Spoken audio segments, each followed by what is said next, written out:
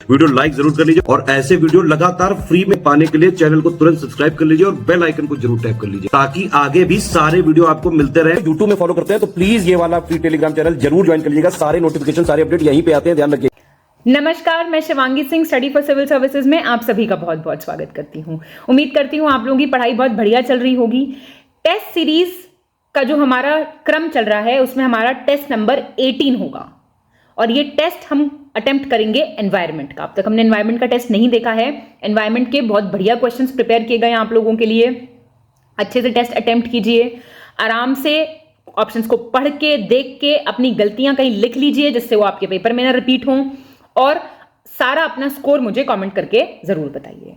इसके अलावा जो लोग भी हमारा पेड कोर्स ज्वाइन करना चाहते हैं, पीडीएफ चाहते हैं, बहुत ही कम पेजेस का मटेरियल चाहते हैं और सिलेक्शन चाहते हैं, वो ज्वाइन कर सकते हैं हमारा पेड ग्रुप, हमारा क्रैश कोर्स, जिसकी डिटेल्स के लिए आपको नीचे दिए गए नंबर्स पे कॉल या व्हाट्सएप करना होगा। और आप हमारा फ्री टेलीग्राम ग्रुप भी ज्वाइन कर सकते हैं सर, उसमें पापा पिक ट्रिक्स वगैरह पूरा भेजते रहते हैं, आप वो भी फॉलो कर सकते हैं। फिलहाल के लिए टेस्ट नंबर 18 एनवायरनमेंट का टेस्ट होगा। धन्यवाद। चलिए जी, एनवायरनमेंट का टेस्ट है हमारा। अब तक एनवायरनमेंट के आपने क्वेश्चंस नहीं करे हैं, अब कर लीजिए।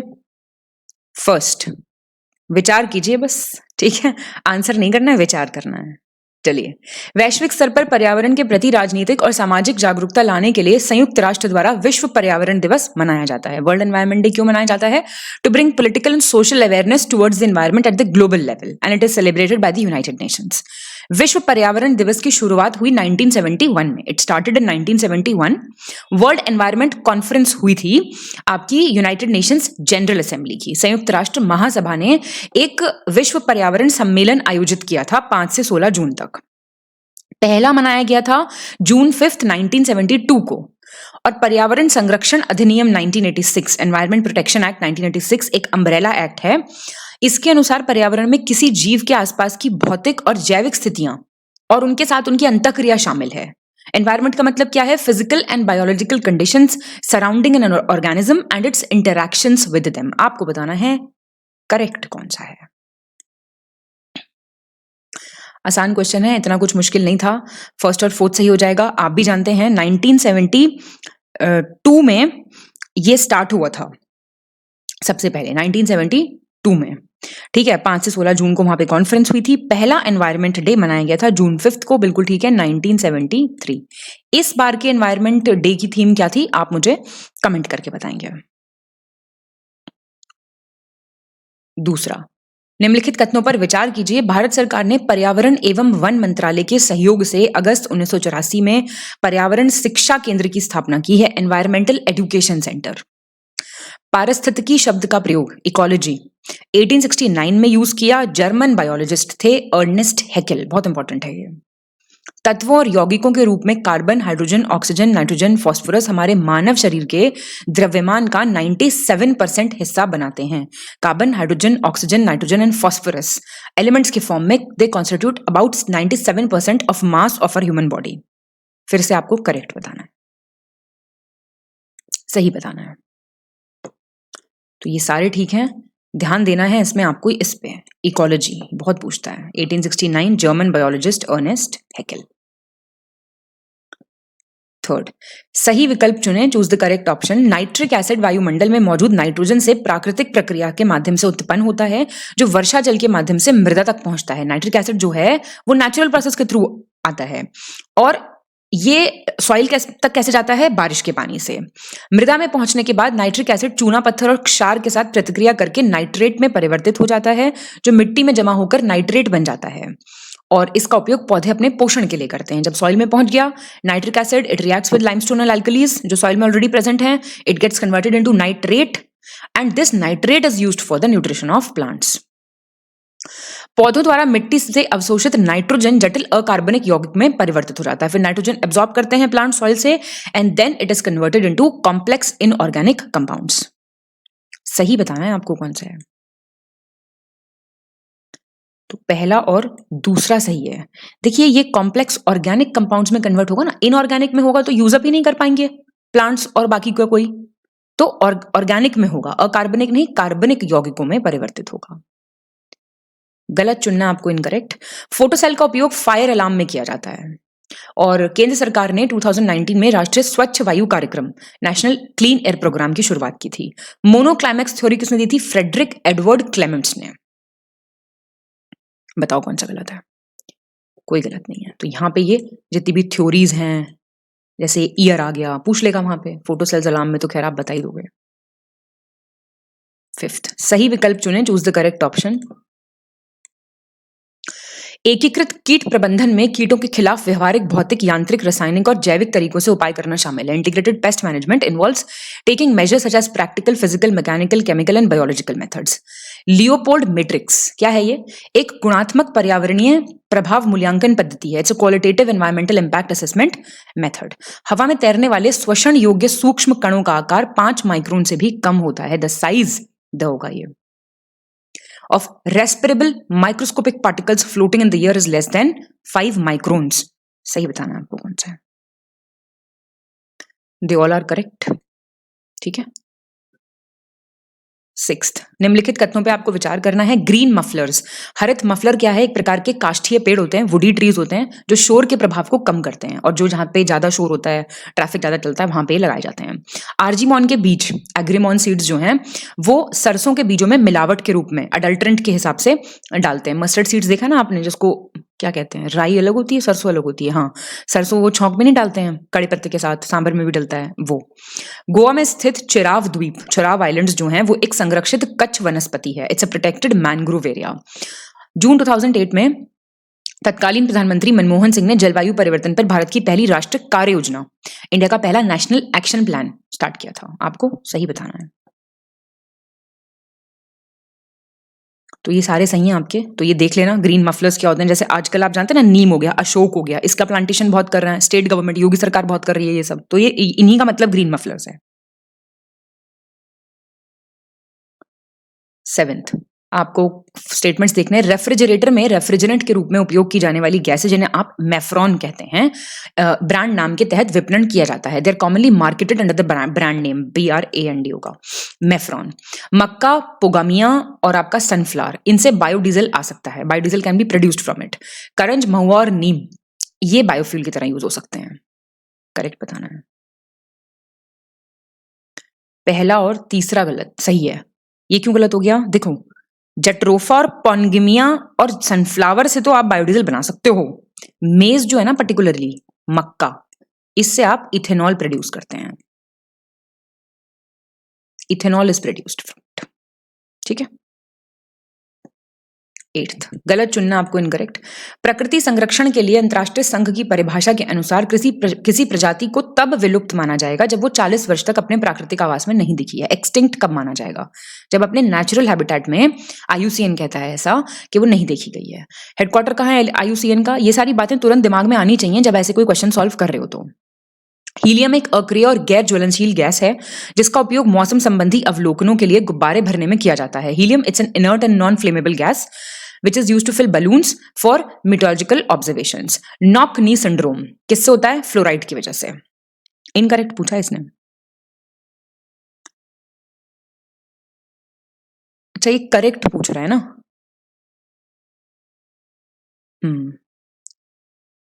तो एक्चुअली ना, इनमें से ऑप्शन नहीं होगा, बट ये फर्स्ट स्टेटमेंट गलत है। तो चलो, वो तो फिर यहां पे नन ऑफ दीज हो जाएगा, पर ये फर्स्ट स्टेटमेंट गलत हो गया है, क्योंकि ये 40 नहीं 50 साल तक अगर नहीं देखा गया है कोई अपने नेचुरल हैबिटेट में, तो उसको विलुप्त मान लेते हैं। ठीक है। 9th, निम्नलिखित में से कौन सा विकल्प भूतापीय विद्युत ऊर्जा का स्रोत नहीं है? पूछ रहा है। जियोथर्मल इलेक्ट्रिकल एनर्जी का ऑप्शन नहीं है। पुगा वैली जम्मू कश्मीर में, खंबात गुजरात में, ताटापानी उड़ीसा में, खम्मान तेलंगाना में। सी हो जाएगा। देखो, जो जियोथर्मल एनर्जी सोर्सेज वाले एरियाज हैं इंडिया में, geothermal energy, geothermal electric energy अलग है, ध्यान देना। जियोथर्मल एनर्जी का हिमालय हो जाएगा, खंबात है, सोन है, नर्मदा, तापी, ये सब है। और जियोथर्मल इलेक्ट्रिक एनर्जी का पुगा है, खंबात है, तातापानी है, खम्मन है, रत्नागिरी है। फिर मैम गलत क्यों हुआ बताइए? तातापानी छत्तीसगढ़ में है क्योंकि।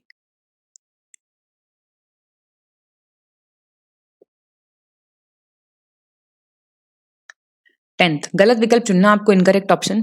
सल्फर और नाइट्रोजन के ऑक्साइड सीधे तौर पर ग्लोबल वार्मिंग में योगदान नहीं देते, डायरेक्टली कंट्रीब्यूट नहीं करते हैं। वायुमंडल में कार्बन डाइऑक्साइड की बढ़ती सांद्रता के कारण पौधों की वृद्धि को कार्बन निषेचन कहा जाता है। इंक्रीज्ड प्लांट ग्रोथ ही ज्यादा हो जाए क्योंकि कार्बन डाइऑक्साइड बढ़ गया है एटमॉस्फेयर में, इसको कहते हैं कार्बन फर्टिलाइजेशन। नॉर्वेजियन दार्शनिक फिलोसोफर थे आर्ने नाइस, इंपॉर्टेंट है, सबसे पहले इन्होंने 1973 में वर्ड यूज किया डीप इकोलॉजी। इनकरेक्ट बताओ। कोई गलत नहीं है, और इसमें से सबसे इंपॉर्टेंट एक तो एक टर्म है कार्बन फर्टिलाइजेशन, और ये याद करो सारे। अभी अर्नेस्ट हैकल देख चुके हो, और क्या देख चुके हो? जितने भी ये साइंटिस्ट के नाम आते हैं और टर्मिनोलॉजी दी होती है, ये आपको देखना है, साल भी देख लेना है इनका। 11th गलत चुनना आपको इनकरेक्ट। राष्ट्रीय समुद्री जैव विविधता केंद्र national centre for marine biodiversity कहाँ है? जामनगर, गुजरात। जैव विविधता के साथ साथ मनुष्य की पारंपरिक जीवन शैली के संरक्षण के लिए सबसे महत्वपूर्ण रणनीति बायोस्फीयर रिजर्व की स्थापना है, जो सबसे इंपॉर्टेंट स्ट्रेटजी है for conserving biodiversity as well as the traditional way of life of man lies in establishing biosphere reserves. Rajiv Gandhi वन्य जीव संरक्षण पुरस्कार, ये सारे मैं आपको लिस्टिंग के वीडियो में करा चुकी हूं। Rajiv Gandhi wild life conservation award country का बेस्ट अवार्ड है आपका वन्यजीव संरक्षण वाइल्ड लाइफ कंजर्वेशन से रिलेटेड। इनकरेक्ट बताओ। कोई गलत नहीं है। एक जीव गोद लो योजना, अडॉप्ट एन एनिमल स्कीम, कहां से शुरू हुई? नंदनकनन जूलॉजिकल पार्क से 1960। कहां पे है ये पार्क? भुवनेश्वर में, रांची में, रायपुर में, भोपाल में। भुवनेश्वर उड़ीसा में है। 13th विचार कीजिए, सभी पोषण स्तरों में से सर्वाहारी को सर्वोच्च पोषण स्तर माना जाता है, ऑमनिवोर्स को हाईएस्ट न्यूट्रिशनल लेवल माना जाता है। पारिस्थितिकीय पदछाप, इकोलॉजिकल फुटप्रिंट, इसका जो मेजरमेंट है वो ग्लोबल हेक्टेयर में होता है, भूमंडलीय हेक्टेयर में। Madras crocodile bank trust Asia का पहला संरक्षित मगरमच्छ प्रजनन केंद्र है, एशिया का first protected crocodile breeding centre है। वंगारी मथाई ने 2002 में नोबेल शांति पुरस्कार जीता था और ग्रीन बेल्ट मूवमेंट का लीडरशिप उन्होंने की थी। इसमें आपको करेक्ट बताना है। पहला, दूसरा और तीसरा सही है, चौथा क्यों गलत हो गया? 2004 में प्राइज जीता था इन्होंने, ग्रीन बेल्ट मूवमेंट से संबंधित है। 14 सही चुनना है आपको। यूकेलिप्टस को इसकी अत्यधिक जल धारण क्षमता के कारण पर्यावरण शत्रु घोषित किया गया है, एनवायरमेंटल एनिमी। भूटान विश्व का प्रथम कार्बन नेगेटिव देश था, world's first carbon negative country. Lipstick में उपयोग किए जाने वाले कुछ रंगों में थोड़ी मात्रा में सीसा होता है, लेड होता है, क्योंकि सभी दूषित पदार्थों को खत्म करना लगभग असंभव है। बताइए, आजकल तो SLS free, sulphate free, lead free, पता नहीं क्या क्या आ चुका है। सी ठीक है, ठीक है, बिल्कुल है। 15 सही चुने करेक्ट ऑप्शन। पारिस्थितिकी पिरामिड, इकोलॉजिकल पिरामिड का विकास 1927 चार्ल्स एल्टन ने किया। 30 डिग्री सेल्सियस पर प्रकाश संश्लेषण की प्रक्रिया सर्वाधिक होती है, सबसे ज्यादा फोटोसिंथेसिस होता है इस टेम्परेचर पे। आहार श्रृंखला जितनी छोटी होगी, जितनी छोटी फूड चेन होगी, उतनी कम उपलब्ध होने वाली ऊर्जा उतनी कम होगी, उसमें लेस एनर्जी अवेलेबल होगी उससे। क्या पूछा इसने? करेक्ट। ये तो आप बता ही दोगे भाई जितनी छोटी फूड चेन होगी उतनी ज्यादा एनर्जी मिलेगी। 10% लॉ लगेगा ना, जैसे जैसे फूड चेन बढ़ेगी आगे जाएगी तो 10% ही एनर्जी पुरानी की अवेलेबल रहेगी, तो छोटी होगी तो फिर ज्यादा एनर्जी अवेलेबल रहेगी ना कि लेस। 16 सही विकल्प चुने, चूज द करेक्ट ऑप्शन। नई दिल्ली में वर्ष 1980 में राष्ट्रीय जल विकास एजेंसी की स्थापना हुई थी, नेशनल वाटर डेवलपमेंट एजेंसी। रूस के सेंट पीटर्सबर्ग में विश्व का पहला बाघ बचाओ सम्मेलन 2010 में हुआ था, world's first save tiger conference. और जेट्रोफा के बीजों से, सीड्स से आपको बायोफ्यूल मिलता है। बताओ करेक्ट। सही है तीनों। 17 ब्लू फ्लैग सर्टिफिकेशन पूरा करा चुकी हूं मैं, इससे रिलेटेड आपको इनकरेक्ट बताना है। शिवराजपुर, पाडुबिद्री, कासरगोड, कोवलम, सारे बता दूंगी अभी, पहले अटेम्प्ट करो क्वेश्चन। बी गलत हो गया। सुनो, अभी फिलहाल 12 हैं बीच, एक तो ये चीज याद रखना, ठीक है। 12 बीचेस हैं, शिवराजपुर गुजरात की है, पाडुबिद्री कर्नाटका की है, कासरगोड आपकी कर्नाटका की है, कोवलम तमिलनाडु की है। फिर आपकी लिख लो अब, कप्पड़ करके केरला में है, ईडन है पुडुचेरी, गोल्डन बीच है ओडिशा की, ऋषिकोंडा है आंध्र प्रदेश की, घोगला है दीव की, राधानगर है अंडमान की, कदमत बीच है लक्षद्वीप की, कदमत और मिनिकॉय थुंडी हैं लक्षद्वीप की, 2 बीचेस हैं, ठीक है, कदमत और मिनिकॉय थुंडी बीच है लक्षद्वीप की, ठीक है, तो याद रखना है इसे।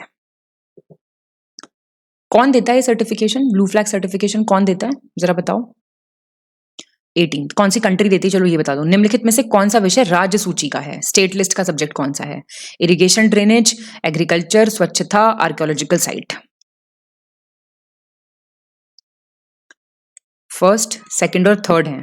आर्कियोलॉजिकल साइट किसका है फिर, कॉन्करेंट लिस्ट, समवर्ती सूची का, सीएल लिख दो। गलत चुनना आपको, इनकरेक्ट। डचिंगम नेशनल पार्क कहाँ है, जम्मू कश्मीर में, किसके लिए फेमस है, कश्मीरी हिरण, हंगुल के लिए। विक्रमशिला नेशनल पार्क कहाँ पे है, बिहार में, डॉल्फिन्स के लिए फेमस है। हेमिस है आपका जम्मू कश्मीर में, लार्जेस्ट नेशनल पार्क है देश का।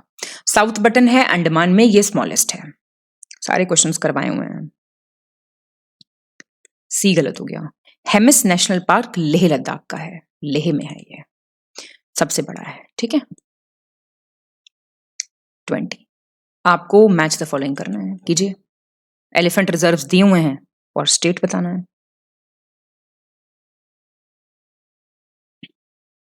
बी हो जाएगा आंसर।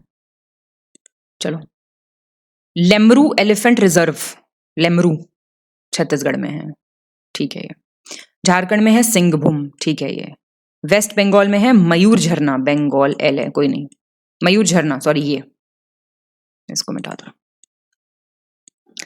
और उड़ीसा में है मयूर भंज, ठीक है।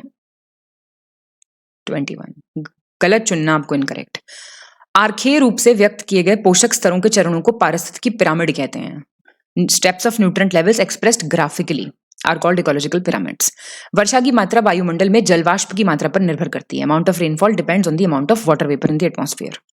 श्वसन, कार्बनिक पदार्थों का अपक्षय और प्रकाश संश्लेषण जैसी कुछ गतिविधियां पृथ्वी के कार्बन चक्र को कार्बन डाइऑक्साइड प्रदान करती हैं। Some activities such as respiration, weathering of organic matter and photosynthesis provide carbon dioxide to the carbon cycle of the earth. Incorrect बताओ। सी हो गया गलत। Respiration, weathering of organic matter और वॉल्केनिज्म, फोटोसिंथेसिस नहीं, volcanism provide carbon dioxide to the carbon cycle of the earth, ठीक है। Volcanism आप समझते हैं ना, ज्वालामुखी जैसी जो कुछ घटनाएं होती हैं वो। 22 सही चुनना आपको, करेक्ट ऑप्शन। वायु एक प्रकार का मिश्रण है। वायु नाइट्रोजन, ऑक्सीजन, कार्बन डाइऑक्साइड, जलवाष्प तथा कुछ गैसों का मिश्रण है। Air is a type of mixture. पृथ्वी के वायुमंडल में वायु लगभग 78% नाइट्रोजन, 21% ऑक्सीजन है, ठीक है। सौर विकिरण की सबसे महत्वपूर्ण भूमिका जल चक्र में होती है। सौर विकिरण जल चक्र को चलाता है और जल को वाष्पित करता है। मोस्ट इंपॉर्टेंट रोल जो है सोलर रेडिएशन का, it is in the water cycle. यदि पृथ्वी पर पाई जाने वाले पेड़ पौधे समाप्त हो जाएं तो ऑक्सीजन और नाइट्रोजन गैसों की कमी आ जाएगी। करेक्ट बताइए, ठीक है सारे। ये गलत हो गया। अगर ट्रीज और प्लांट्स चले जाएं तो ऑक्सीजन की कमी आएगी, नाइट्रोजन की नहीं, ऑक्सीजन की। 23 नीचे दो कथन दिए गए हैं, आप असर्शन और रीजनिंग वाले हैं, अभिकथन और उसका कारण, तो बताइए। कार्टेजना प्रोटोकॉल आया 11 सितंबर 2003 को, और कार्टेजना प्रोटोकॉल क्या है, आधुनिक जैव प्रौद्योगिकी के परिणाम स्वरूप जीवित संशोधित जीवों की सुरक्षित हैंडलिंग, परिवहन और उपयोग सुनिश्चित करने के उद्देश्य से इसको लागू किया गया था, with the aim of ensuring safe handling, transportation and use of living modified organisms resulting from modern biotechnology। बताइए। सही है दोनों, ठीक एक्सप्लेनेशन है, ठीक है। 2000 में आया था ये, 2003 में इसको इंप्लीमेंट किया गया था। United Nations convention on biological diversity जिसको कहते हैं आप। 24 सही विकल्प चुने। एंडोसल्फान जो है ये एक ऑर्गेनोक्लोरीन इंसेक्टिसाइड और असारिसाइड है, कीटनाशक और एसिडिसाइड है। आंध्र प्रदेश में स्थित केलामेरू पक्षी अभयारण्य जो है, बर्ड सेंचुरी, ये पेलिकन्स और सी बर्ड्स के लिए फेमस है। चमगादड़ और उल्लू जो हैं ये प्रकृति का रडार है, नेचर्स रडार। करेक्ट बताना है आपको।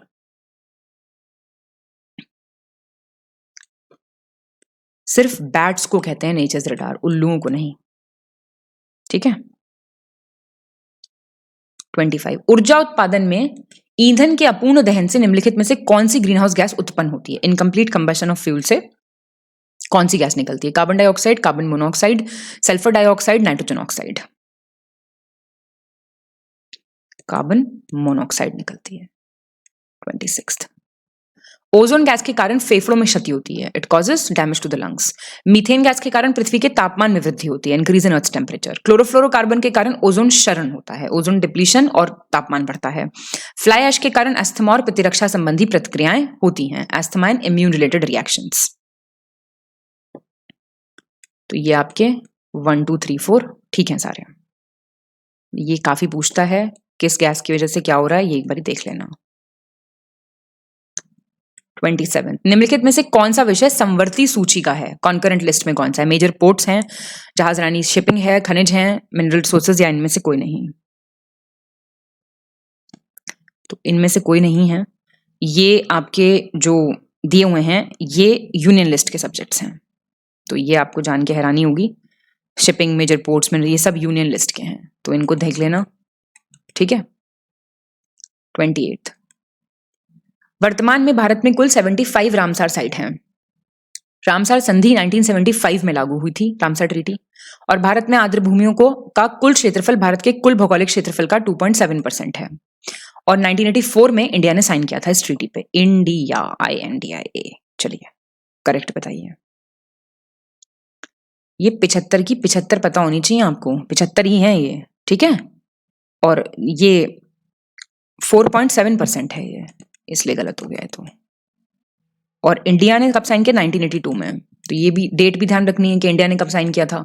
और ये सबका लोकेशन पता होनी चाहिए, सबसे छोटी कौन सी है, सबसे बड़ी कौन सी है, सबसे नॉर्थ कौन सी है, सबसे साउथ कौन सी है, सबसे ईस्ट कौन सी है, सबसे वेस्ट कौन सी है। ये सारे क्वेश्चंस पता होने चाहिए बिल्कुल, ठीक है। 29 गलत विकल्प चुने, चूज द इनकरेक्ट ऑप्शन।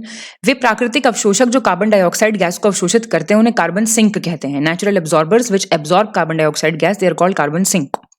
वह कार्बन डाइऑक्साइड जो वायुमंडल से प्रकाश संश्लेषण की प्रक्रिया के माध्यम से मुक्त होकर पौधों और मृदा में संग्रहित हो जाती है, हरित कार्बन कहलाती है।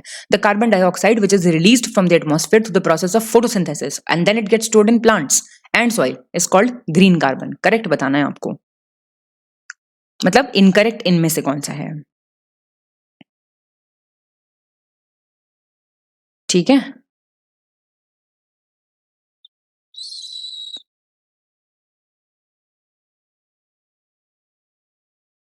क्या हो जाएगा? बी गलत है। क्यों गलत है? ग्रीन कार्बन वो कार्बन डाइऑक्साइड थोड़ी होगा जो कार्बन रिलीज हो रहा है, समझ रहे हो? कार्बन डाइऑक्साइड से जो कार्बन निकल रहा है फोटोसिंथेसिस से, उसको कहते हैं ग्रीन कार्बन। 30 गलत चुनना आपको, इनकरेक्ट। भूरा कार्बन एक प्रकार का एरोसोल है, ब्राउन कार्बन, जो कि प्रकाश को अवशोषित करने वाला कार्बनिक पदार्थ है। An organic substance that absorbs light.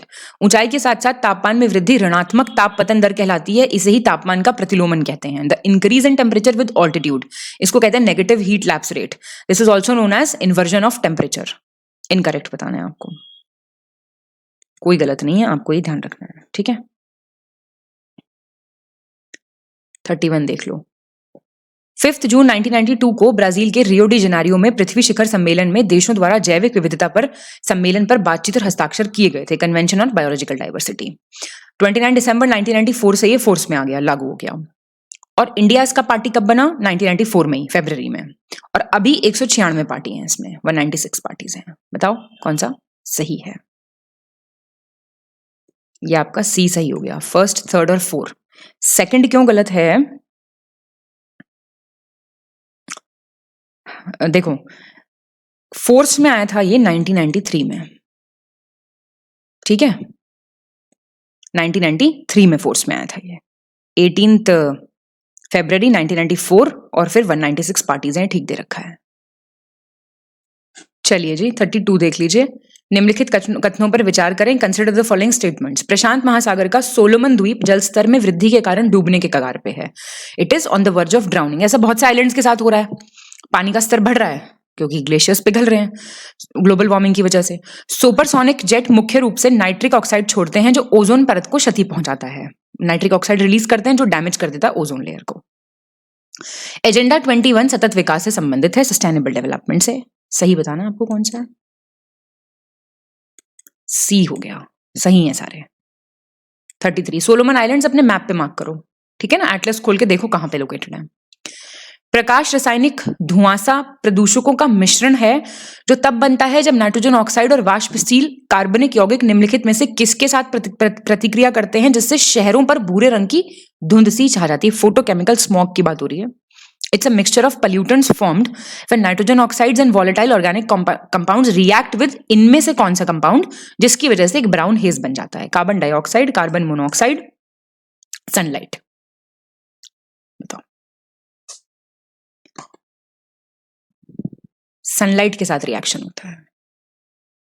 34 consider the following statement. Smog आवश्यक रूप से वायुमंडल में नाइट्रोजन तथा सल्फर के ऑक्साइड की उपस्थिति के कारण होता है। Smog is essentially caused by the presence of oxides of nitrogen and sulphur in the atmosphere. Ozone परत जो सौर पराबैंगनी विकिरण को अवशोषित और बिखेरती है, इसका अधिकतम सांद्रता समताप मंडल में होता है। इसका जो हाईएस्ट कॉन्सेंट्रेशन है ये स्ट्रेटोस्फीयर में पाया जाता है, ओजोन लेयर का। प्रवाल भित्ति कोरल रीफ जो है इनको ट्रॉपिकल रेन फॉरेस्ट कहते हैं। महासागरों का उष्णकटिबंधीय वर्षावन। करेक्ट बताना है आपको। सी हो गया सही। 35 गलत विकल्प चुने, चूज द इनकरेक्ट ऑप्शन। मेघ बीजन बादलों में नमी पैदा करने का एक कृत्रिम तरीका है ताकि वर्षा हो सके, क्लाउड सीडिंग, आर्टिफिशियली रेन करना। मेघ बीजन के लिए उपयोग किए जाने वाले रसायन सिल्वर आयोडाइड, पोटेशियम आयोडाइड और ड्राई आइस हैं। केमिकल्स जो यूज होते हैं क्लाउड सीडिंग के लिए, there silver iodide, potassium iodide and dry ice. Halogen स्रोत गैसों को अक्सर ओजोन घटाने वाले पदार्थ के रूप में जाना जाता है। Halogen source gases are often referred to as ODS, ozone depleting substances. Incorrect बताना है आपको। कोई गलत नहीं है। 36 गलत चुने, इनकरेक्ट ऑप्शन। दक्षिणी ध्रुव के ऊपर समताप मंडलीय ओजोन परत पतली हो जाती है जिसके कारण ओजोन छिद्र का निर्माण होता है। Stratospheric ozone layer above south pole becomes thin due to which ozone hole is formed. Ozone की सांद्रता की इकाई है डॉप्सन, यूनिट ऑफ मेजरमेंट है डॉप्सन। और हरित ग्रह प्रभाव की खोज 1824 में जोसेफ फ्यूरियर ने की थी। It was discovered by Joseph Fourier in 1824। Incorrect बताइए। कोई गलत नहीं है। 37 गलत विकल्प चुने, choose the incorrect option. Chlorofluorocarbon पृथ्वी के चारों ओर ओजोन परत की कमी का कारण है जो हमें हानिकारक पराबैंगनी किरणों से बचाती हैं। They are the cause of the depletion of the ozone layer that protects us from harmful ultraviolet rays. Bharat में सतत विकास की दृष्टि से विद्युत उत्पादन का सर्वोत्तम स्रोत जल विद्युत है। सस्टेनेबल डेवलपमेंट के पॉइंट ऑफ व्यू से best source of electricity generation is hydro power. इनमें से भी कोई गलत नहीं है। 38 गलत चुनना आपको इनकरेक्ट। ISO 14000 श्रृंखला के मानक पर्यावरण को सुरक्षित करने का प्रयास करते हैं। जो ISO स्टैंडर्ड्स हैं ये सीरीज है टू प्रोटेक्ट द एनवायरनमेंट। भारतीय संविधान के अनुच्छेद 51A में प्राकृतिक पर्यावरण का संरक्षण और सुधार करना भारत के प्रत्येक नागरिक का कर्तव्य है, ड्यूटी है ये सिटीजन की, हर एक की। और भारतीय संविधान की अनुसूची 7 पर्यावरण संरक्षण के लिए कानून बनाने के लिए संघ और राज्य को शक्ति प्रदान करती है। इनकरेक्ट। कोई गलत नहीं है इनमें से भी। 39 निम्नलिखित कथनों पर विचार करें। खैर वृक्ष उपोष्ण कटिबंधीय वनों में पाए जाते हैं, खैर ट्रीज सब ट्रॉपिकल फॉरेस्ट में। कोरिंगा मैंग्रोव कहाँ है? आंध्र प्रदेश में। और हाइड्रोजन ईंधन सेल वाहन निकास के रूप में जल का उत्पादन करता है, मतलब एग्जॉस्ट में वाटर प्रोड्यूस करता है। करेक्ट बताना है। तो ये सही है सारे। 40 निम्नलिखित कथनों पर विचार करें। भारत सरकार ने protection of plant varieties and farmers right अधिनियम 2001 पारित किया था। 2001 वनस्पति जलवायु का सही मापदंड है। Vegetation is the true index of climate. बहुत बार आ चुका है क्वेश्चन स्टेटमेंट। किसने कहा था? व्लादिमीर कोपेन ने। करेक्ट बताइए कौन सा है। सही है दोनों। 41 सही विकल्प चुने, चूज द करेक्ट ऑप्शन। धूल तथा कार्बन के कण पौधों की श्वसन क्रिया व प्रकाश संश्लेषण की क्रिया में अवरोध उत्पन्न करते हैं। डस्ट और carbon particles hinder the respiration and photosynthesis of the plants. धूल तथा कार्बन के कण पत्तियों के उत्तकों को नष्ट कर देते हैं, जो टिश्यूज होते हैं ना लीव्स के, उनको डिस्ट्रॉय कर देते हैं। और एसिडिक पॉइजनिंग करते हैं प्लांट्स में रेनी सीजन में, अम्लीय विषाक्तता उत्पन्न कर देते हैं। आपको करेक्ट बताना है। फर्स्ट और सेकंड ठीक है। ये एल्कलाइन पॉइजनिंग करते हैं, एसिडिक नहीं करते हैं, एल्कलाइन करते हैं, क्षारीय करते हैं, ठीक है ना। याद रखिएगा इस चीज को, क्षारीय विषाक्तता उत्पन्न कर देते हैं। और इसका आप जनरली ये देख लीजिए, जो एग्जाम्पल मैं आपको बताऊं कोई, तो सेब में देखने को मिलती है ये चीज, एप्पल क्रॉप में। 42 गलत विकल्प चुने, choose the incorrect option. Dichloro diphenyl trichloroethane क्या है? ये बायोडिग्रेडेबल पोल्यूटेंट है, जैव अपघटीय प्रदूषक है। जैव निम्नीकरणीय पदार्थ जीवाणु द्वारा विघटित होने में सक्षम होते हैं और इस तरह ही प्रदूषण को रोकते हैं। बायोडिग्रेडेबल मटेरियल्स जो हैं, they are capable of being decomposed by bacteria and thus prevent pollution. ऊन, कागज तथा लकड़ी गैर जैव निम्नीकरणीय पदार्थों के उदाहरण हैं, नॉन बायोडिग्रेडेबल मटेरियल हैं ये। इनकरेक्ट बताओ पहला और तीसरा। देखो ये नॉन बायोडिग्रेडेबल है, ठीक है, और ये बायोडिग्रेडेबल है। 43 सही विकल्प चुनें, चूज द करेक्ट ऑप्शन। विश्व स्तर पर प्राकृतिक रूप से पाए जाने वाले आर्सेनिक के उच्चतम स्तर वाले क्षेत्र बांग्लादेश और भारत का पश्चिम बंगाल है। Globally the areas with the highest levels of naturally occurring arsenic are Bangladesh and West Bengal of India. Arsenic अपने कार्बनिक रूप में अत्यधिक विषैला होता है, हाईली टॉक्सिक होता है अपने ऑर्गेनिक फॉर्म में। कई देशों के भूजल में आर्सेनिक स्वाभाविक रूप से उच्च स्तर पर मौजूद है। Arsenic is naturally present at high levels in the ground water of many countries. Arsenic से सार्वजनिक स्वास्थ्य के लिए बड़ा खतरा पीने, भोजन तैयार करने और खाद्य फसलों की सिंचाई के लिए उपयोग की जाने वाली दूषित पानी से है। करेक्ट बताओ। 1, 3 और 4 सही है, दूसरा क्यों गलत हुआ? आर्सेनिक नेचुरली प्रेजेंट होता है हाई लेवल्स में in the ground water of many countries. Arsenic बहुत ही टॉक्सिक है अपने इनऑर्गेनिक फॉर्म में, ना कि ऑर्गेनिक। 44 गलत चुने, इनकरेक्ट। 25 मार्च 2019 से हर वर्ष 5 अक्टूबर को राष्ट्रीय डॉल्फिन दिवस के रूप में मनाना शुरू किया गया था, ठीक है, नेशनल डॉल्फिन डे। केंद्रीय पर्यावरण, वन एवं जलवायु परिवर्तन मंत्री श्री भूपेंद्र यादव ने 5 अक्टूबर को राष्ट्रीय डॉल्फिन दिवस घोषित किया था, नेशनल डॉल्फिन डे डिक्लेयर किया था। और 5 अक्टूबर को राष्ट्रीय डॉल्फिन दिवस मनाने का निर्णय राष्ट्रीय वन जीव बोर्ड की स्थायी समिति की 67th मीटिंग में लिया गया था। इनकरेक्ट बताओ। ये सारे दिवस वगैरह पता होने चाहिए, ठीक है ना। पहला गलत हो गया, क्यों? 25 मार्च 2022 को लिया गया है ये निर्णय, और बहुत ही लेटेस्ट न्यूज हो गई है, तो बहुत ही इंपॉर्टेंट हो गया आप लोगों के लिए। 45 बाघ जनगणना, टाइगर सेंसस 2022 की बात हो रही है। अभी इंडिया में 75% टाइगर्स हैं दुनिया के, ठीक है, जंगली बाघ की आबादी है। 9 अप्रैल 2022 को मैसूरू में प्रोजेक्ट टाइगर के 50 साल पूरे होने के जश्न में माननीय प्रधानमंत्री श्री नरेंद्र मोदी ने बाघों की न्यूनतम आबादी 3167 घोषित की है, मतलब मिनिमम पॉपुलेशन इतनी है यहाँ पे। मध्य प्रदेश में मौजूद 6 बाघ अभयारण्यों में से पन्ना बाघ अभयारण्य में बाघों की संख्या सबसे ज्यादा है। पन्ना में सबसे ज्यादा टाइगर है। सही बताना है कौन सा है। तो पहला दूसरा सही है। ये सबसे ज्यादा जो आपको मिलेंगे ना, ये बांधवगढ़ टाइगर रिजर्व में है, एमपी का जो बांधवगढ़ टाइगर रिजर्व है, इसमें है सबसे ज्यादा। 46 सेम टाइगर सेंसस, इनकरेक्ट बताना है। देश के 54 बाघ अभयारण्यों में से उत्तराखंड के कॉर्बेट टाइगर रिजर्व में सबसे ज्यादा बाघ हैं, 260। सबसे ज्यादा पॉपुलेशन बाघों की मध्य प्रदेश में है, और 54 टाइगर रिजर्व्स हैं, इतने एरिया में हैं, और 18 स्टेट्स में है, ये कह रहा है ये। तो ये ठीक है, इनकरेक्ट कोई नहीं है, ये सारी चीजें ठीक दे रखी हैं, ठीक है।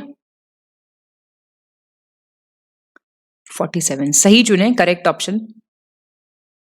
9 जुलाई 1969 को शेर को भारत का राष्ट्रीय पशु नामित किया गया था। लायन जो है नेशनल एनिमल ऑफ इंडिया।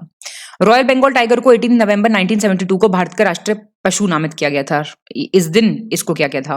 और नीलगिरी बायोस्फीयर रिजर्व पहला और सबसे पुराना बायोस्फीयर रिजर्व है, जो 1 सितंबर 1986 को नोटिफाई किया गया है। तो ये सही हैं सारे, सही चुने, करेक्ट ऑप्शन। उत्तर पूर्वी राज्य अरुणाचल प्रदेश में भारत का सबसे पूर्वी राष्ट्रीय उद्यान नामेरी राष्ट्रीय उद्यान है, ईस्टर्न मोस्ट। नदरन मोस्ट मैंने आपको बताया था ना, ऐसे क्वेश्चन रामसर साइट से रिलेटेड, नेशनल पार्क से रिलेटेड आएंगे ही आएंगे। नदरन मोस्ट है हेमिस, जो जम्मू कश्मीर में पड़ता है। वेस्टर्न मोस्ट है marine national park, gulf of Kutch. Southern most है मिडिल बटन, अंडमान निकोबार में। सी ठीक हो गया इसमें। अब क्या गलत हुआ है? ईस्टर्न मोस्ट है नामदफा, नामदफा कहां पड़ेगा? अरुणाचल प्रदेश में। नदरन मोस्ट है डचिंगम, ना कि हेमिस। और सदरन मोस्ट है गैलाथिया बे।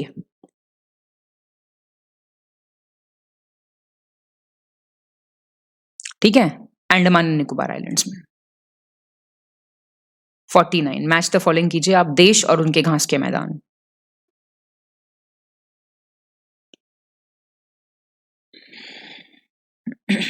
बी हो जाएगा आंसर। कैसे? ब्राजील के हैं कैंपोस, ठीक है। वेनेजुला है आपका लानोस, ठीक है। नॉर्थ अमेरिका है आपका प्रेरीज, ऑस्ट्रेलिया है डाउन्स। सही चुने।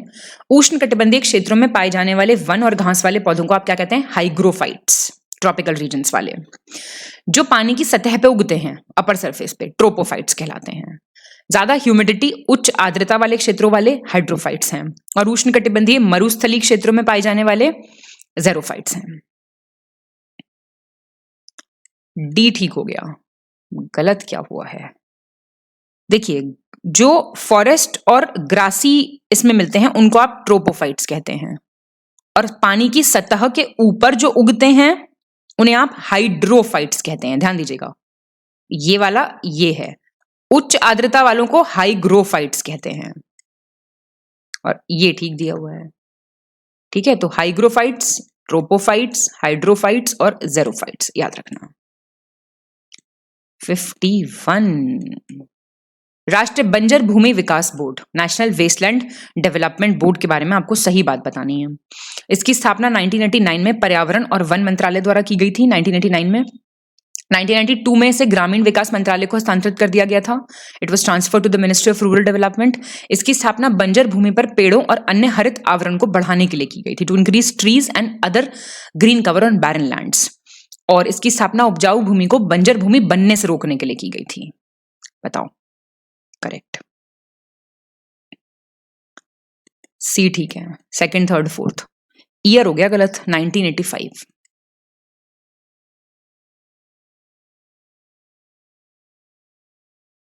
52 गलत चुनिए, इनकरेक्ट। ट्रांस फैट्स तब उत्पन्न होते हैं जब खाद्य निर्माता खाना पकाने, तलने या बेकिंग में उपयोग किए के लिए अपने असंतृप्त बंधनों को संतृप्त या आंशिक रूप से संतृप्त करने के लिए असंतृप्त वनस्पति तेलों में हाइड्रोजन जोड़ते हैं। देखिए, ट्रांस फैट्स कब प्रोड्यूस होते हैं? जो फूड मैन्युफैक्चरर्स हैं, they add hydrogen to unsaturated vegetable oils to saturate, या फिर उनको पार्शली सैचुरेट करने के लिए, जो कि कुकिंग, फ्राइंग, बेकिंग में यूज होता है। ट्रांस फैट्स मधुमेह, हृदय रोग, कैंसर जैसी गंभीर बीमारियों का कारण हो सकता है। सितंबर 2008 में स्वास्थ्य मंत्रालय ने ट्रांस फैट सहित भोजन की लेबलिंग के लिए एक अधिसूचना जारी की थी, लेकिन इसमें कई खामियां थी, लूपहोल्स थे। इनकरेक्ट बताना है। तो ये डी है। इसी प्रोसेस को कहते हैं ना हाइड्रोजनेशन, हाइड्रोजनीकरण प्रक्रिया। ठीक है। 53 सही चुनिए। वन अनुवांशिकी एवं वृक्ष प्रजनन संस्थान, institute of forest genetics and tree breeding, Telangana. सामाजिक वानिकी और पारिस्थितिकी, सेंटर ऑफ सोशल पुनर्वास केंद्र, centre of social forestry eco rehabilitation, Uttar Pradesh. Himalaya वन अनुसंधान संस्थान, Himalaya forest research institute, Tamil Nadu. उन्नत जैव प्रौद्योगिकी और मैंग्रोव वन केंद्र, advance centre for biotechnology and mangrove forest, Himachal Pradesh. Correct बताना है आपको। बी ठीक हो जाएगा। ये आपका कोयम्बटूर में है।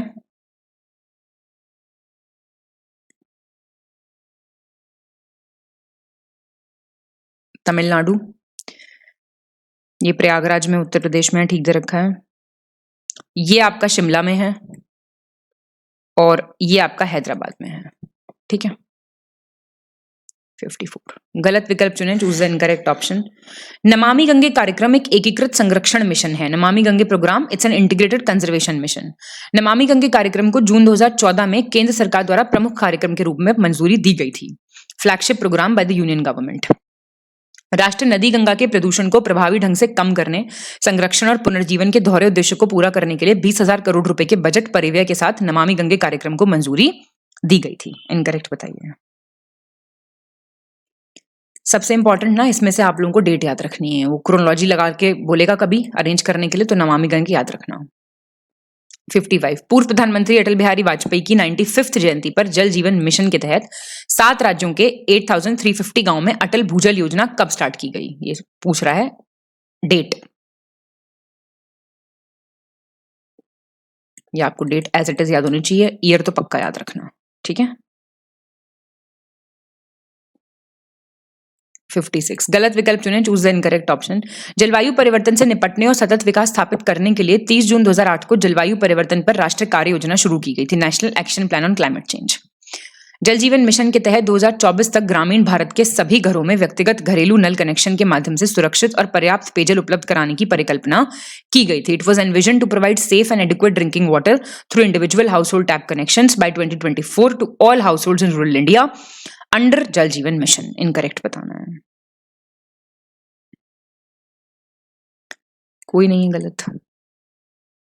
57 नवीन और नवीकरणीय ऊर्जा मंत्रालय ने राष्ट्रीय पवन सौर हाइब्रिड नीति कब अपनाई थी?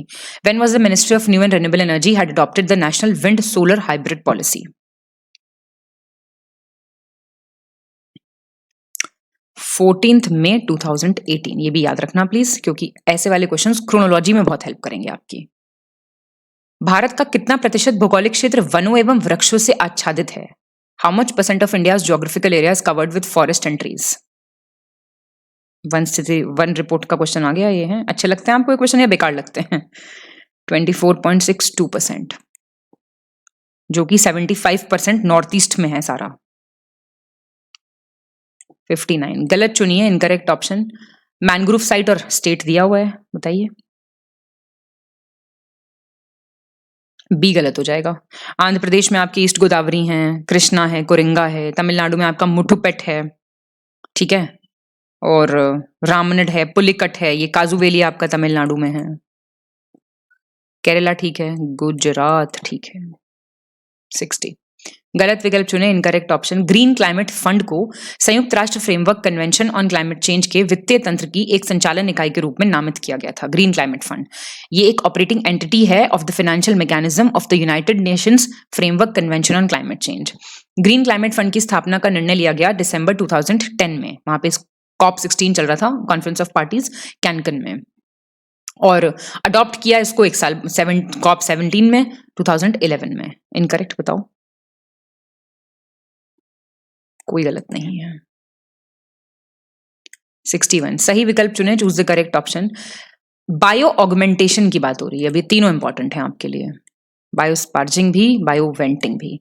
बायो ऑगमेंटेशन क्या है? सूक्ष्म जीवों की वृद्धि और विकास को प्रोत्साहित करने के लिए दूषित मिट्टी में कुओं के माध्यम से हवा और पोषक तत्वों की आपूर्ति करना। ये क्या है? एयर और न्यूट्रिएंट्स सप्लाई किए जाते हैं through wells into contaminated soil to encourage the growth and development of microorganisms. Biosparging में भूजल स्तर के नीचे वायु दबाव डाला जाता है ताकि उक्त क्षेत्र में ऑक्सीजन की सांद्रता को बढ़ाया जा सके और जैविक क्षरण प्रक्रिया को बढ़ाया जा सके। मतलब एयर प्रेशर को आप ग्राउंड लेवल के नीचे अप्लाई करते हैं, so that concentration of oxygen in the said areas can be increased and the biological erosion process can also be increased. Bioventing में साइट पर विशिष्ट उपचार कार्यों को पूरा करने के लिए प्रदूषित क्षेत्रों में स्वदेशी या बहिर्जात सूक्ष्म जीवों को निरंतर शामिल करना शामिल है। मतलब कॉन्टिन्यूअस एडिशन ऑफ इंडिजीनियस और exogenous micro organisms to polluted areas to accomplish specific remediation functions of the at the site. Correct.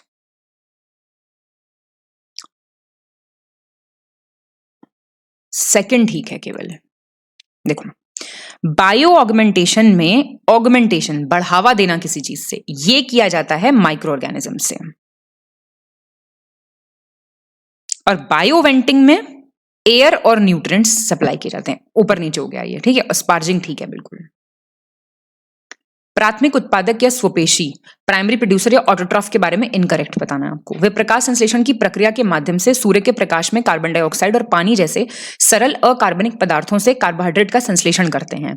They synthesize carbohydrates from simple inorganic substances like carbon dioxide and water in sunlight through the process of photosynthesis. ये पौधों और जानवरों से प्राप्त जैविक भोजन पर निर्भर करते हैं। They depend on organic food obtain from plants and animals.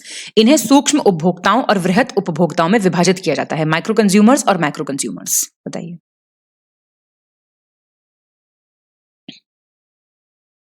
Second और थर्ड गलत है। देखो कौन से होते हैं ये प्रोड्यूसर और ऑटोट्रॉफ्स, ये ग्रीन प्लांट्स, बैक्टीरिया, एल्गे होते हैं। ये अपना फूड सिंथेसाइज करते हैं, ठीक है, कार्बोहाइड्रेट से और इनऑर्गेनिक सब्सटेंसेस से, मतलब इनऑर्गेनिक फूड पे डिपेंड करते हैं ये, ठीक है। और इनको आप डिवाइड किस में करते हो, बेसिकली माइक्रो कंज्यूमर्स में और मैक्रो कंज्यूमर्स में। इनको नहीं करते हो आप डिवाइड, ये आप करते हो कंज्यूमर्स को, ये कंज्यूमर्स की बात हो रही है, ठीक है। ये तो इनको आप डिवाइड नहीं करते हो, तो सिंपल प्राइमरी प्रोड्यूसर्स हैं, माइक्रो कंज्यूमर्स और ये आपके कंज्यूमर्स हैं। कंज्यूमर जो है वो ऑटोट्रॉफ कैसे हो सकता है, समझ रहे हो, ये तो प्राइमरी प्रोड्यूसर्स हैं, ये आपके हीटरोट्रॉफ्स हैं। 63 सही विकल्प चुने, चूज द करेक्ट ऑप्शन। पारिस्थितिकी तंत्र और जैव विविधता का अर्थशास्त्र एक वैश्विक पहल है जो प्रकृति के मूल्यों को दृश्यमान बनाने पर केंद्रित है। The economics of ecosystems and biodiversity is a global initiative focused on making nature's values visible.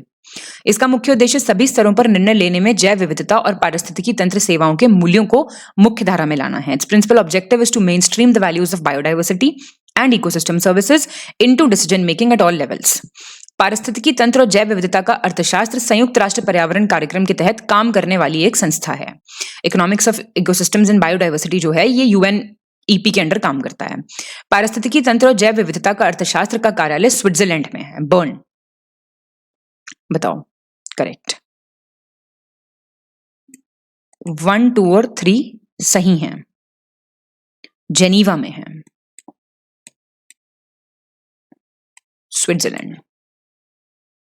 64 गलत विकल्प चुने, choose the incorrect option. Bhopal gas tragedy की बात हो रही है। 2 और 3 दिसंबर 1984 की रात को यूनियन कार्बाइड इंडिया लिमिटेड नामक एक कीटनाशक संयंत्र में हुई, जो कहां पे है, भोपाल में। कीटनाशक संयंत्र यूनियन कार्बाइड इंडिया लिमिटेड से 40 टन से अधिक अत्यधिक जहरीली गैस मिथाइल आइसोसाइनेट का रिसाव हुआ था। ये गैस लीक कर गई थी। भारत सरकार ने भोपाल गैस रिसाव आपदा दावा प्रसंस्करण अधिनियम 1985 पारित किया, जिसने सरकार को सभी पीड़ितों का प्रतिनिधित्व करने का अधिकार दिया था, चाहे वे भारत में हो या नहीं। Bhopal gas leak disaster processing of claims act 1985 which had given the government rights to represent all victims whether or not in India। बताइए इनकरेक्ट कौन सा है, कोई इनकरेक्ट नहीं है। 65 गलत विकल्प चुने, चूज द इनकरेक्ट ऑप्शन। राष्ट्रीय जैव विविधता अधिनियम 2002 की धारा 39 के अनुसार भारतीय प्राणी सर्वेक्षण को राष्ट्रीय प्राणी संग्रह के लिए एक नामित भंडार घोषित किया गया है। जूलॉजिकल सर्वे ऑफ इंडिया को डेजिग्नेटेड रिजर्व बनाया गया है for national zoological collection. Cadmium से दूषित पानी के कारण इताई रोग होता है, डाइटाई डिजीज।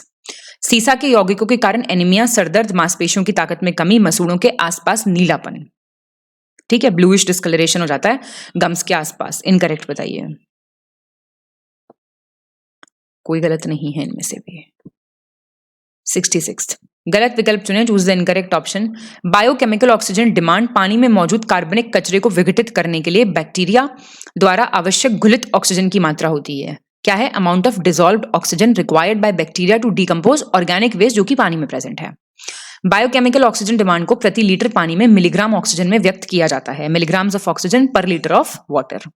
केमिकल ऑक्सीजन डिमांड क्या है, एक बेटर तरीका है बीओडी, बायोलॉजिकल ऑक्सीजन डिमांड से पोल्यूशन को नापने का, या फिर इनमें से कोई नहीं, तो इनमें से कोई नहीं।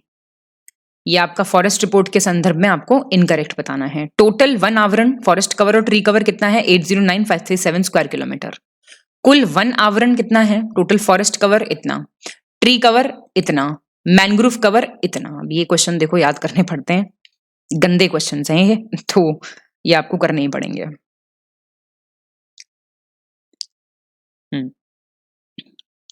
ये डी गलत हो गया, ये है 4992, बाकी ठीक है। 68 गलत विकल्प चुने, चूज द इनकरेक्ट ऑप्शन। मिट्टी बचाओ आंदोलन 1977 में मध्य प्रदेश के होशंगाबाद जिले में स्थित तवा बांध के कारण होने वाले जल जमाव और लवणता के खिलाफ शुरू किया गया था। Save soil movement, water logging और सैलिनिटी हो रही थी तवा डैम की वजह से। संयुक्त राष्ट्र संघ ने वर्ष 2009 में प्रत्येक वर्ष 22 अप्रैल को अंतर्राष्ट्रीय पृथ्वी दिवस मनाने का फैसला लिया था, इंटरनेशनल अर्थ डे।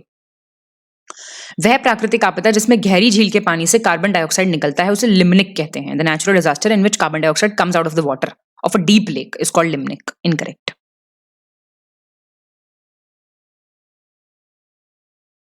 कोई इनकरेक्ट नहीं है, तो ये देख लेना एक बार। मैच द फॉलोइंग करना है आपको, लिस्ट 1 से लिस्ट 2। हेडक्वार्टर्स दिए हुए हैं ये। ए हो गया ये। देखो, ग्रीन पीस का हेडक्वार्टर है एम्स्टरडैम नीदरलैंड्स। ट्रांसपेरेंसी इंटरनेशनल का है बर्लिन जर्मनी। ऑक्सफैम का है Nairobi Kenya. UNEP very famous, Nairobi Kenya. ठीक है। 70 फिर से फॉरेस्ट रिपोर्ट का है आपका 2021। सबसे ज्यादा फॉरेस्ट कवर, वन आवरण कहां पे? एमपी। सबसे ज्यादा ट्री कवर, वृक्ष आवरण, महाराष्ट्र। सबसे ज्यादा झाड़ियां, बुशेस, ओडिशा। सबसे ज्यादा मैनग्रोव कवर, वेस्ट बंगाल। बताइए। 1, 2 और 4 ठीक है, थर्ड गलत हो गया। ट्री कवर सबसे ज्यादा है महाराष्ट्र में, नहीं तो ठीक है ही, हाँ सॉरी, बुशेस सबसे ज्यादा हैं आंध्र प्रदेश में। ठीक। 71 फिर से फॉरेस्ट रिपोर्ट, गलत बताना आपको अब। सबसे कम वन आवरण, फॉरेस्ट कवर सबसे कम यूटी कौन सा है? चंडीगढ़। स्टेट और यूटी दोनों को मिला के सबसे ज्यादा फॉरेस्ट कवर किसमें है? वन आवरण, महाराष्ट्र में। कौन से यूटी, केंद्र शासित प्रदेश की बात हो रही है, वृक्ष आवरण, ट्री कवर सबसे ज्यादा है जम्मू कश्मीर में। और ट्री कवर दोनों का मिलाएं तो स्टेट और यूटी मिला के सबसे कम लक्षद्वीप। ये बी गलत हो गया। क्यों? मिला के देखें अगर तो फॉरेस्ट कवर सबसे कम जो है, अच्छा ये तो मैक्सिमम पूछ रहा है, 1 मिनट देखो, शुरू से देखो। Highest forest cover Jammu Kashmir में है, ठीक है। सबसे कम चंडीगढ़ में है और सबसे ज्यादा एमपी में है। ये ठीक रखें। फिर से रिपोर्ट आ गई है आपकी, इनकरेक्ट बताना है आपको। बैम्बू बेरिंग एरिया, बांस आच्छादित क्षेत्रफल, अरुणाचल प्रदेश। सबसे ज्यादा बढ़ोतरी कहां हुई फॉरेस्ट कवर में? आंध्र प्रदेश में। सबसे ज्यादा कमी कहां आई फॉरेस्ट कवर में? अरुणाचल प्रदेश में। और वो स्टेट जहां पे हाईएस्ट फॉरेस्ट कवर है परसेंटेज के हिसाब से, मिजोरम। ए गलत हो गया। सबसे ज्यादा बांस बैम्बू बेरिंग एरिया जो है वो एमपी है, फिर है अरुणाचल, फिर महाराष्ट्र, तो एमपी है सबसे ज्यादा। ये सब ठीक है। आ गया आपका 17 एसडीजी, सारे याद करने पड़ेंगे। ये तो सर का ट्रिक है, वो बहुत बढ़िया, पंडित जी, लहसुन और वो सब टोटका वाला, बहुत बढ़िया ट्रिक है, आप उसको देख लेना तो आपको पता लग जाएंगे सारे। अभी फिलहाल ये देख लो क्या है, इसका आंसर आपका सी हो जाएगा। ठीक है। गोल 1 है नो पावर्टी, गोल 2 है जीरो हंगर, गोल 3 है आपका गुड हेल्थ एंड वेलबींग, ठीक है ना, क्लीन वाटर और सैनिटेशन जो है ना, वो गोल 6 है। अफोर्डेबल एंड क्लीन एनर्जी है, ये नहीं, गोल 4 है आपका एजुकेशन से related. Affordable and clean energy आएगा गोल 7, और ये तो ठीक है, ये सारे याद कर लो 17 के 17। 74 consider the following statements. FRI आपका जहां student of the year movie की शूटिंग हुई थी, वन अनुसंधान संस्थान देहरादून, शुष्क वन अनुसंधान संस्थान, arid forest research institute Jodhpur, लकड़ी विज्ञान और प्रौद्योगिकी संस्थान institute of would science and technology Jorhat, और वर्षा वन अनुसंधान संस्थान rain forest research Bengaluru. Correct बताओ। सी ठीक हो गया। देखो, वुड साइंस है बेंगलुरु कर्नाटका, ठीक, और रेन फॉरेस्ट है जोरहट असम। 75 सही विकल्प चुने, चूज द करेक्ट ऑप्शन। शीत कटिबंधीय टैगा प्रदेशों में उगने वाली वनस्पति को आप कहते हैं क्रायोफाइट्स, जो प्लांट्स उगते हैं in cold tropical taiga regions. लवणीय मृदा पर उगने वाली वनस्पति को आप कहते हैं हेलोफाइट्स, सेलाइन सॉइल्स पे जो उगते हैं। कठोर चट्टानों पे जो उगते हैं हार्ड रॉक्स पे, उनको आप कहते हैं लिथोफाइट्स, और जो अग्नि प्रतिरोधी हैं वो हैं पायरोफाइट्स। सी सही हो गया। कोल्ड ट्रॉपिकल टाइगा रीजन में जो उगते हैं उनको आप कहते हैं मीजोफाइट। और ये क्रायोफाइट क्या होते हैं पता है? ये जो ट्रॉपिकल टुंड्रा रीजन में उगते हैं, क्या बोलते हैं इनको, शीत कटिबंधीय टुंड्रा प्रदेश, लाइकन हो गया, मॉसेस हो गया, उनको आप कहते हैं क्रायोफाइट्स। ठीक है, टुंड्रा में जो उगते हैं। ठीक, घने जंगलों के अलावा नारियल, सुपारी, काली मिर्च, कॉफी, चाय, रबड़, काजू ये वाणिज्यिक फसलें हैं। क्या हैं? कमर्शियल क्रॉप्स हैं। ये किस क्षेत्र में पाई जाती हैं? मालाबार, अंडमान, गंगा, दक्कन। मालाबार में मिलेंगी आपको। 77 सही विकल्प चुने, चूज द करेक्ट ऑप्शन। उष्णकटिबंधीय बायोम में लेटराइट मृदा पाई जाती है, ट्रॉपिकल बायोम में। मॉनसूनी वन बायोम में पाई जाने वाली मृदा पोषक तत्वों से भरपूर मृदा होती है। The soil found in the monsoon forest biome is nutrient rich soil. Taiga biome में पाई जाने वाली मृदा अम्लीय मृदा होती है तथा इस मृदा में खनिज तत्वों की कमी होती है। Tyga biome it's acidic soil, deficient in mineral elements. Correct बताना है आपको।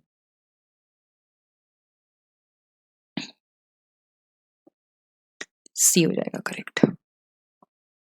78 सही चुने, करेक्ट। अब आ गया, देखो जो मैंने आपसे ऊपर क्वेश्चन पूछा था। सबसे उत्तरी Ramsar site northernmost Wular lake, सबसे eastern Loktak, western Sursagar, southern Ashtamudi.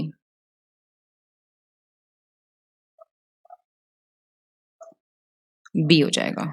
1, 2 और 4। थर्ड क्यों गलत हुआ? वेस्टर्न मोस्ट रामसर साइट है नाल सरोवर बर्ड सेंचुरी। कहां पे है? गुजरात में। ये सारी पता होनी चाहिए कहां है। वूलर कहां है? जम्मू कश्मीर में। लोकटक मणिपुर में। सदरन मोस्ट कहां पे है? केरला में। फिर से आ गया फॉरेस्ट रिपोर्ट, इनकरेक्ट बताओ। आदिवासी जिले कितने हैं? Tribal district 182। पहाड़ी जिलों में वन क्षेत्र में डिक्रीज हुआ है 902 स्क्वायर किलोमीटर का। ट्राइबल एरिया में डिक्रीज हुआ है 55 स्क्वायर किलोमीटर का। और कार्बन स्टॉक के मामले में अरुणाचल प्रदेश टॉप पे है।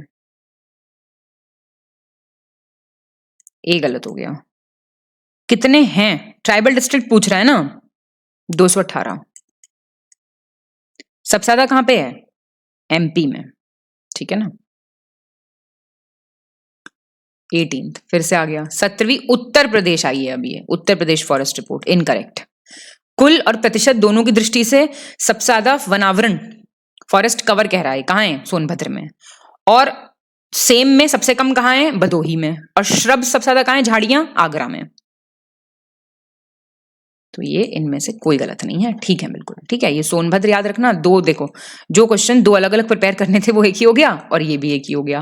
और शब्द भी पूछ लेता है तो ये याद रखना आगरा में है सबसे ज्यादा, ठीक। चलिए 81 देख लीजिए। फिर से आपका 17th Uttar Pradesh forest report से रिलेटेड क्वेश्चन है, करेक्ट बताना है आपको। सबसे कम खुले वनों वाला जिला, लोएस्ट ओपन फॉरेस्ट, भदोही। सबसे कम मध्यम सघन वन जो MDF होते हैं, मीडियम डेंस फॉरेस्ट, संत कबीर नगर। और सबसे ज्यादा कमी कहां देखी गई फॉरेस्ट कवर में? सहारनपुर में। और सबसे ज्यादा बढ़ोतरी कहां देखी गई फॉरेस्ट कवर में? इंक्रीज कहां देखा गया? सोनभद्र में। बताओ आंसर। तो ए ठीक हो गया, पहला दूसरा है ना। गलत क्या हो गया हमारा? सबसे ज्यादा रिडक्शन जो देखा गया है फॉरेस्ट कवर में वो देखा गया है आपका सोनभद्र में, सोनभद्र। और सबसे ज्यादा बढ़ोतरी सहारनपुर 82। 1985 में निम्नलिखित में से किस नदी पर बन रहे सरदार सरोवर बहुउद्देशीय बांध परियोजना के प्रत्याशित दुष्परिणामों के विरोध में नर्मदा बचाओ आंदोलन शुरू किया गया था? It was launched in protest against the anticipated ill effects of the Sardar Sarovar multi-purpose dam project being built on which of the following river? Chambal, Narmada, माही, बेतवा। तो ये क्वेश्चन तो बिल्कुल भी गलत नहीं हो सकता आपका, नर्मदा। 83 सही चुनना है आपको, करेक्ट ऑप्शन। उत्तराखंड के चमोली जिले में कल्याण सिंह रावत के नेतृत्व में शुरू हुआ मैती आंदोलन भारत के विभिन्न क्षेत्रों के साथ साथ विश्व स्तर पर भी इसने ख्याति प्राप्त की थी, ठीक है। और 1994 में कल्याण सिंह रावत ने शादी में जूता चुराई की परंपरा की जगह दूल्हे द्वारा लड़की के मायके में पौधा लगाने की, कितना अच्छा है ना। वो होता है ना जूता चुराई रस्म, उसकी जगह दूल्हा जो है वो अपने ससुराल में लड़की के घर में एक प्लांट लगा देगा। तो बहुत अच्छा मूवमेंट था ये। तो ये आपका ठीक है दोनों। 84 ये आपको बताना है, कुछ कुछ टाइटल्स है ना, ये सारे मैं आपको करा चुकी हूं आपके लिस्टिंग वीडियो में, तो आप देख सकते हैं वो वीडियो, है ना। Mahesh Chandra Mehta green advocate, Rajendra Singh waterman जल पुरुष, जादव पाइंग वन पुरुष फॉरेस्ट मैन, सलीम अली पक्षी पुरुष बर्डमैन। बताओ। तो ये तो सारे ठीक हैं। और भाई ये सारे आपको याद करने हैं, किसको क्या बोलते हैं नाम से याद रखना। आपको मैच द फॉलोइंग करना है, कीजिए।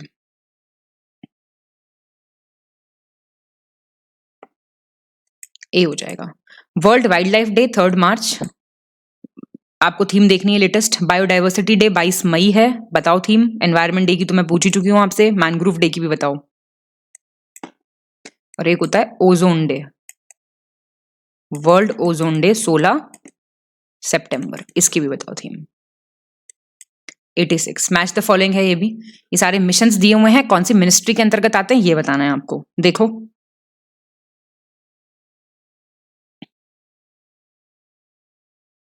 आंसर इसका डी हो जाएगा। नेशनल सोलर मिशन जो है आपका 2010 का है, तो इनके ईयर भी याद रखना, सारे 2010 के हैं, ग्रीन इंडिया को छोड़ के। चलो बताती हूँ, ये है न्यू और रेन्यूएबल एनर्जी, ठीक दे रखा है। National mission for enhanced energy efficiency भी 2010 का है, मिनिस्ट्री ऑफ पावर का है। ये कहाँ है मिनिस्ट्री ऑफ पावर, ये रहा। National sustainable habitat rural development का है, ये भी ठीक दे रखा है। और ग्रीन इंडिया जो है ये 2014 का मिशन है, ये आपका ये फॉरेस्ट मिनिस्ट्री, ठीक है। 87 गलत चुनना आपको, इनकरेक्ट। भारतीय संसद ने वर्ष 1972 में वन्यजीव संरक्षण अधिनियम बनाया, जिसके माध्यम से देश में वन्यजीवों को सुरक्षा प्रदान की जाती है, प्रोटेक्शन दी जाती है वाइल्ड लाइफ को। भारत दुनिया का पहला देश है जहां संविधान में पर्यावरण संरक्षण का प्रावधान है। India is the first country in the world, proper provision है हमारी कॉन्स्टिट्यूशन में एनवायरमेंटल प्रोटेक्शन से रिलेटेड। और जो ये एक्ट है आपका 1972 वाला, ये प्लांट और एनिमल स्पीशीज दोनों को प्रोटेक्ट करता है, पौधे और जानवरों की प्रजातियों की रक्षा करता है। इनकरेक्ट बताओ, तो इनमें से कोई गलत नहीं है। 88 गलत विकल्प चुने, चूज द इनकरेक्ट ऑप्शन। जल प्रदूषण की रोकथाम और नियंत्रण अधिनियम 1976 को देश में जल प्रदूषण को रोकने और नियंत्रित करने और पानी की अखंडता को बनाए रखने या बहाल करने के उद्देश्य से अधिनियमित किया गया था।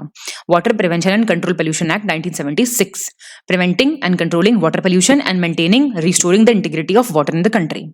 जल प्रदूषण की रोकथाम और नियंत्रण अधिनियम 1988 में संशोधित किया गया था, इसको अमेंड भी कर चुके हैं। और ये जो एक्ट है 1977 एक सेस एक्ट लेके आए थे, उपकर अधिनियम।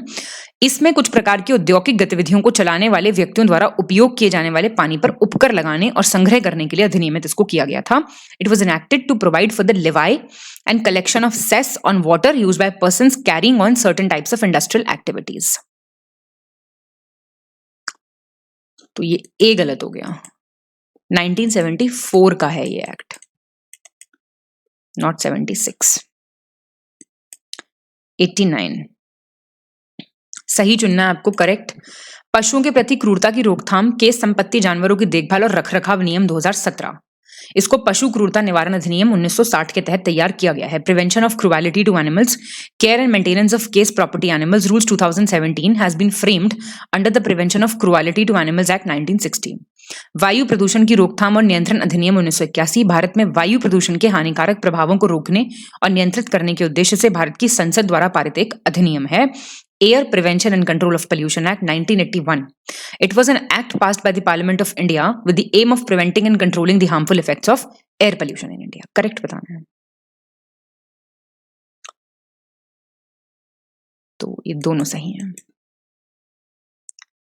90 सही विकल्प चुने, चूज द करेक्ट ऑप्शन। एक वैधानिक संगठन केंद्रीय प्रदूषण नियंत्रण बोर्ड का गठन सितंबर 1974 में जल प्रदूषण की रोकथाम और नियंत्रण अधिनियम 1974 के तहत किया गया था। एक स्टैट्यूटरी ऑर्गेनाइजेशन है सेंट्रल पोल्यूशन कंट्रोल बोर्ड।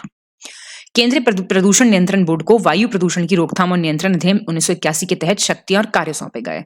और लाया किस एक्ट के अंदर गया, वाटर प्रिवेंशन वाले के अंदर। और पावर्स और फंक्शंस किस में दिए गए, एयर प्रिवेंशन कंट्रोल पोल्यूशन में। और इसका अध्यक्ष होता है जिसे केंद्र सरकार नामित करती है, nominated by the central government, head जो होता है। सही है सारे, आ गया ना कालानुक्रमिक क्रम, क्रोनोलॉजिकल ऑर्डर में इनको आप कन्वेंशंस दिए हुए, रॉटरडैम, बेसल, स्टॉकहोम, वेटलैंड्स, तो इनके ईयर पता होने चाहिए आपको। डी है आंसर, देख लो। रॉटरडैम कन्वेंशन जो है आपका 1998 का है। हेडक्वार्टर कहाँ है इसका, नीदरलैंड्स। ये 1989 का है, कहाँ है इसका, बेजल का कहाँ है हेडक्वार्टर, बेजल स्विट्जरलैंड में। स्टॉकहोम है आपका 2001 का, इसका है आपका स्टॉकहोम स्वीडन। और वेटलैंड्स इंटरनेशनल 1996 है, वेगनिगन नीदरलैंड्स में है इसका हेडक्वार्टर। 92 गलत विकल्प चुने, choose the incorrect option. Tamil Nadu के मुख्यमंत्री M.K. स्टालिन ने हाल ही में चेन्नई में तमिलनाडु के राज्य पशु के संरक्षण के लिए नीलगिरी ताहर परियोजना शुरू करी है। नीलगिरी ताहर प्रोजेक्ट स्टार्ट किया गया है स्टेट एनिमल को कंजर्व करने के लिए। तमिलनाडु का राज्य के पशु नीलगिरी ताहर, जिसे स्थानीय रूप से वरायाडू स्टेट एनिमल है, लोकली वरायाडू कहते हैं, ये एक्सटिंक्ट स्पीशीज में आता है, विलुप्त प्रजातियों में आता है। 25 करोड़ की लागत से नीलगिरी ताहर स्टार्ट किया है ये प्रोजेक्ट, और ये वेस्टर्न घाट्स में मिलता है मुख्यतः। मतलब लुप्त होगा तो फिर स्टार्ट क्यों करेंगे, है ना। तो ये आपका एंडेंजर्ड कैटेगरी में आता है। क्या होता है एंडेंजर्ड कैटेगरी? लुप्त प्राय प्रजातियां, तो खतरे में है बहुत। हिरन टाइप जैसा होता है ये। 93 निम्नलिखित कथनों पर विचार करें। बंगाल की खाड़ी में एक अत्यंत भीषण चक्रवात, जो अभी अक्टूबर 2023 की आधी रात के आसपास बांग्लादेश के प्राकृतिक बंदरगाह चट्टोग्राम के दक्षिण में आया था। साइक्लोन का नाम रखा गया आपका हामुन, कंट्री ईरान ने रखा था। और हामुन चक्रवात ने मेजरली किसको इफेक्ट किया? Bangladesh, north eastern state Sikkim को। तो ये डी है ठीक। ये सिक्किम को नहीं किया था, मिजोरम को किया था। तो याद रखना हामुन। 94 सही विकल्प चुने, चूज द करेक्ट ऑप्शन। मिथुन जो है अरुणाचल प्रदेश और नागालैंड का राजकीय पशु है, मिथुन स्टेट एनिमल। हाल ही में भारतीय खाद्य सुरक्षा और मानक प्राधिकरण द्वारा खाद्य पशु घोषित किया गया है, इसको फूड एनिमल डिक्लेयर किया गया है फसाई ने। और अंतर्राष्ट्रीय प्राकृतिक संरक्षण सन जो IUCN है, उसमें ये लुप्त प्राय श्रेणी में आता है, एंडेंजर्ड कैटेगरी में आता है। तो ये पहला दूसरा ठीक है। वनरेबल कैटेगरी है ये, ठीक, भेद्य कैटेगरी है, एंडेंजर्ड नहीं है।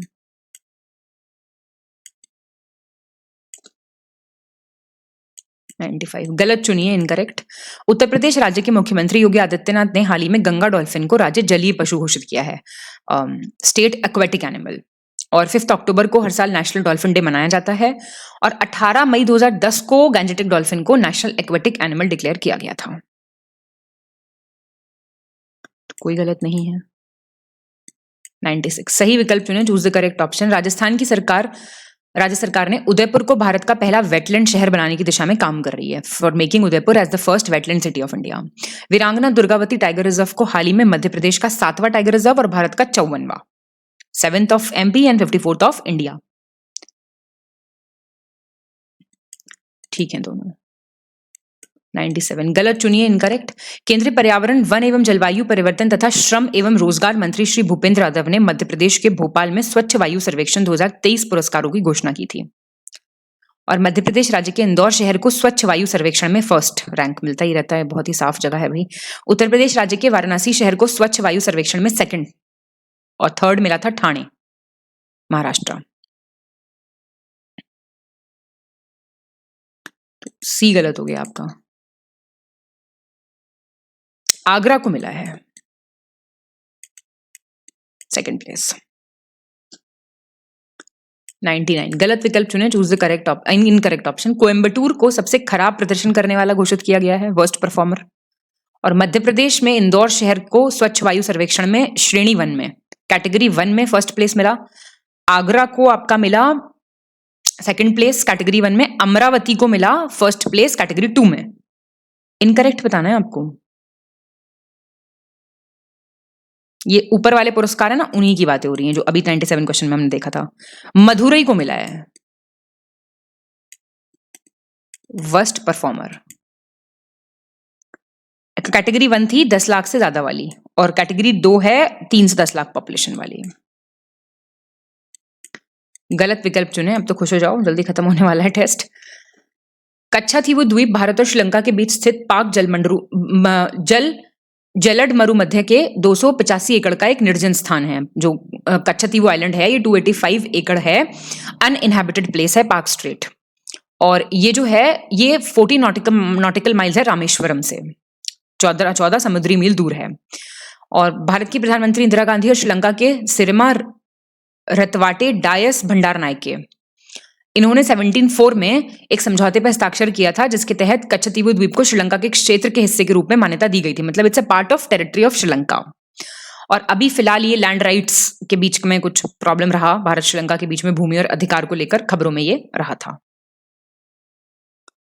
इनकरेक्ट पूछ रहा है, डी हो गया ये फिशिंग राइट्स, लैंड राइट्स की बात तो मतलब कोई बात हुई है? फिशिंग राइट्स, मछली वाला जो होता है पूरा, उसके तहत न्यूज में रहा था ये, मछली पकड़ने के अधिकारों के तहत। तो आ गया है आपका आखिरी क्वेश्चन, बड़ी सी स्माइल, गलत विकल्प आप चुन दीजिए फटाफट से। टाइफून लैन एक ट्रॉपिकल साइक्लोन आया जापान में, उष्णकटिबंधीय चक्रवात। टाइफून लैन नाम यूएसए ने दिया। कुलडीहा वन्यजीव अभयारण्य, कुलडीहा वाइल्ड लाइफ सेंचुरी कहाँ पे है? बालासोर उड़ीसा में। और अभी इलीगल माइनिंग एक्टिविटीज वहां हो रही थी, अवैध खनन गतिविधियां, इसलिए खबर में था। आंसर तो ये ए हो गया इसका गलत। ये सदर्न जापान में नहीं आया, ये सेंट्रल जापान में आया। बाकी ठीक है, बिल्कुल ठीक है। सिमलीपाल नेशनल पार्क है ना, उसी के बिल्कुल बॉर्डर पे है ये। ठीक, तो फटाफट से अपना स्कोर करो कमेंट, ठीक है। बहुत बहुत शुभकामनाएं आप सभी को, अच्छे से टेस्ट दीजिए, प्रिपेयर कीजिए चीजें हंसते मुस्कुराते। कोई भी पीडीएफ चाहते हैं, क्रैश कोर्स ज्वाइन करना चाहते हैं, उसके लिए आप हमारा डिस्क्रिप्शन बॉक्स चेक कर सकते हैं। मिलते हैं हम नेक्स्ट सेशन में। बहुत बहुत धन्यवाद।